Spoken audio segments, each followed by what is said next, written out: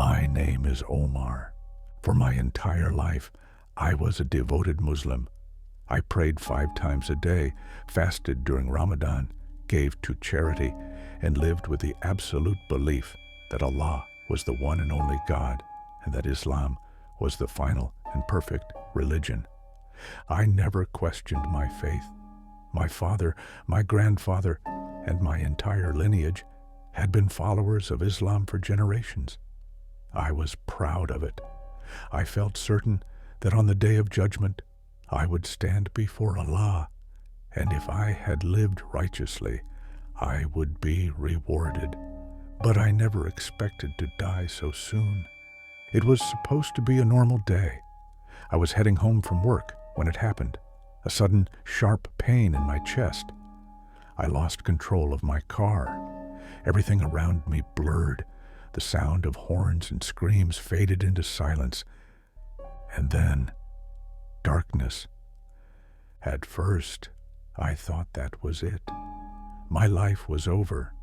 I would now stand before Allah and receive my judgment. But then, something happened that I never expected. I found myself floating above my body, looking down at the scene of the accident.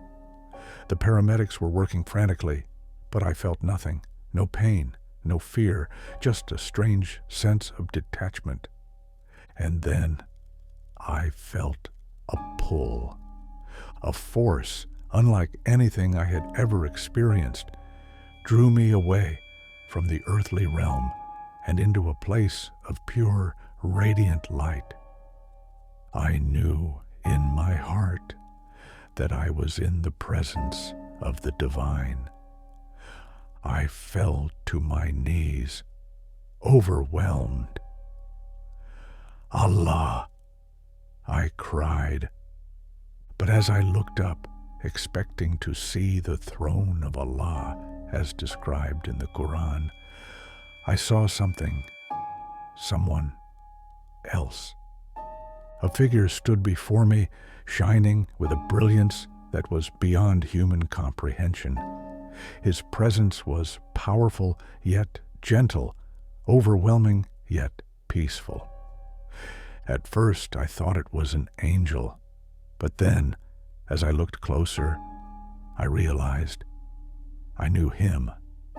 It was Jesus. I froze. Jesus. This couldn't be right. I had spent my whole life believing that Jesus was just a prophet, an honored messenger, but nothing more. Yet here he was, standing in the place of divine judgment. I tried to speak, but no words came. My thoughts raced. Was this a test? A deception? I lowered my eyes and whispered, "No, this isn't real. I am a Muslim. I follow Allah alone." Jesus stepped forward, his presence radiating love, peace, and power. "Omar," he said, his voice gentle but firm, "you have always sought the truth. Now I am showing it to you." Tears welled up in my eyes. "But I followed Allah. I lived as a good Muslim. I never worshipped anyone but him." Jesus nodded. "And he has seen your devotion. Your heart has always longed for the one true God. That is why you are here now." I felt a surge of emotion. "Then where is Allah?" I asked desperately. Jesus smiled, and what he said next shattered everything I thought I knew. "I and the Father are one." My breath caught in my throat. That was impossible. The words of the Quran echoed in my mind. "Say, he is Allah, the one and only." "Are you saying you are Allah?" I whispered. Jesus' eyes held mine. "I am who I have always been, the Word of God, the light of the world, the one who was and is to come. The ground beneath me felt like it was breaking apart. My whole life I had been taught that believing this was shirk, the greatest sin, the unforgivable offense. But I couldn't deny what I was feeling. This was the presence of God. This was the very essence of truth. I dropped to my knees, my body trembling. Then, why was I never told this? Why was I taught that you were only a prophet? Jesus looked at me with sadness. Because the truth has been hidden, but I have always been calling you. Through every prayer, every longing, every moment of doubt, you have been searching for me. A sob broke from my throat. I don't know what to do, I admitted. Jesus extended his hand. Follow me. I hesitated. But my family, my people, my entire life has been built on Islam. Jesus didn't move. He didn't force me. He simply repeated, "Follow me." I stared at his outstretched hand, knowing that taking it would change everything. I stared at Jesus' outstretched hand, my entire being trembling. If I took it, everything I had ever known would be shattered. My entire life, my prayers, my beliefs, my devotion to Allah had led me here. And now Jesus was standing before me, telling me that he and Allah were one. I wanted to deny it. I wanted to run, but deep down I couldn't, because I knew this was the truth. I thought about the moments in my life when I had questioned things, the times I had wondered why I felt distant from God, even when I prayed the right prayers, followed the right rules, and did everything Islam had taught me. I thought about the moments when I had felt something was missing. And now, in Jesus' presence, I felt something I had never felt before. Complete peace. Not the fear of judgment, not the uncertainty of whether I had done enough to earn paradise, not the guilt of falling short. Only peace, only love, only truth. My heart pounded as I whispered, "If you are truly the one I have been seeking, then show me." Jesus smiled. "You already know, Omar. Now you must choose." I looked at him, my whole body shaking, and then, with every ounce of faith I had left, I reached out and took his hand. The moment my hand touched his, a rush of memories flooded through me, not from my life, but from something far beyond it. I saw Jesus' crucifixion. I saw him hanging on the cross, blood dripping from his wounds, his face filled with pain, but also with love. I heard him whisper, "It is finished." And then I saw him rise from the grave. I gasped. I had always been taught that Jesus was never crucified, that it was only made to appear that way. But now I saw it with my own eyes. It had happened. I saw the truth. Jesus had died. Jesus had risen. And in that moment, I understood why. It wasn't just a test. It wasn't just a sign. It was the fulfillment of everything. Tears streamed down my face. "Jesus, I see it now." He nodded, his eyes filled with compassion. You have always been seeking God, Omar, and now you have found him. I fell to my knees. Then what happens now? Jesus gently lifted me up. You must go back. A lump formed in my throat. Back to my life? But how can I live knowing this? Jesus' expression grew serious, because others are searching too, and they need to know the truth. I swallowed hard. I had spent my whole life believing I was defending the truth.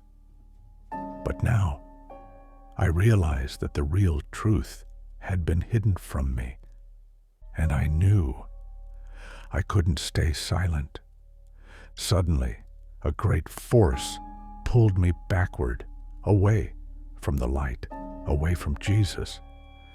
I gasped. I felt myself falling. I woke up with a sharp gasp, my chest rising and falling rapidly. I was back. The bright hospital lights blurred as my vision adjusted. I could hear voices, my family, the doctors, the machines beeping around me. I was alive, but I was not the same. My family rejoiced when they saw me awake. My mother wept, thanking Allah for saving me. My father gripped my hand, his voice filled with relief. But inside, I felt a weight heavier than anything I had ever carried, because I had seen the truth. And I knew that if I spoke it, I could lose everything. For days I kept silent.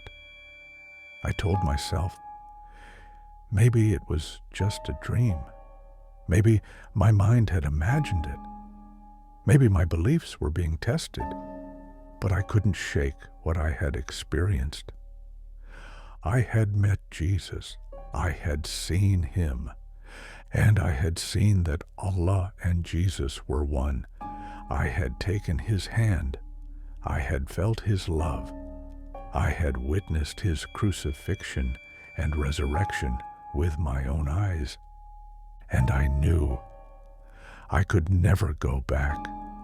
One evening, as my family sat around me, I cleared my throat. I need to tell you something. They looked at me, waiting. I hesitated.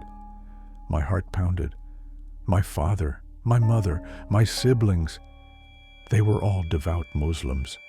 Everything I was about to say would shake their world. But I had made my choice. So, I told them. I told them everything. I told them about dying, about leaving my body, about seeing Jesus instead of the judgment I had expected. I told them how Jesus had revealed to me that he and Allah were one, that he was not just a prophet, but God himself.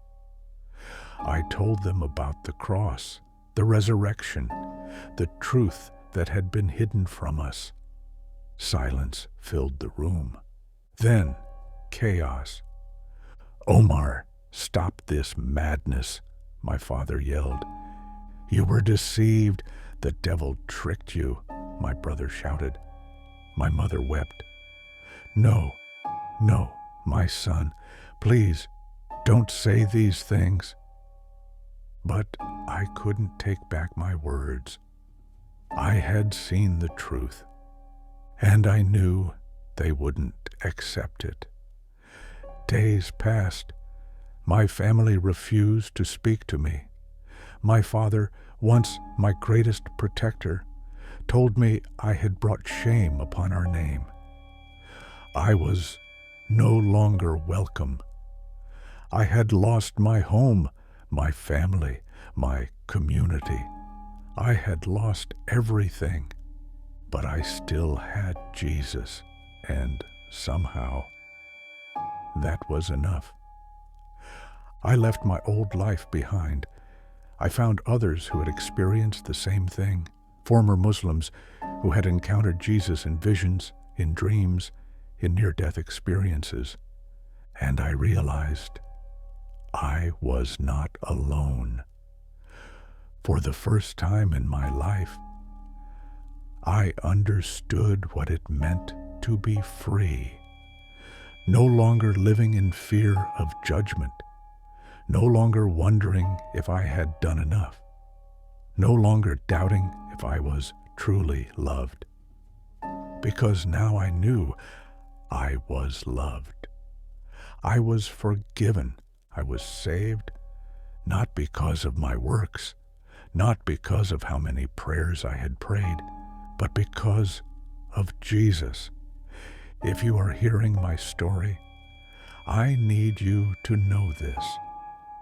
Truth cannot be hidden forever.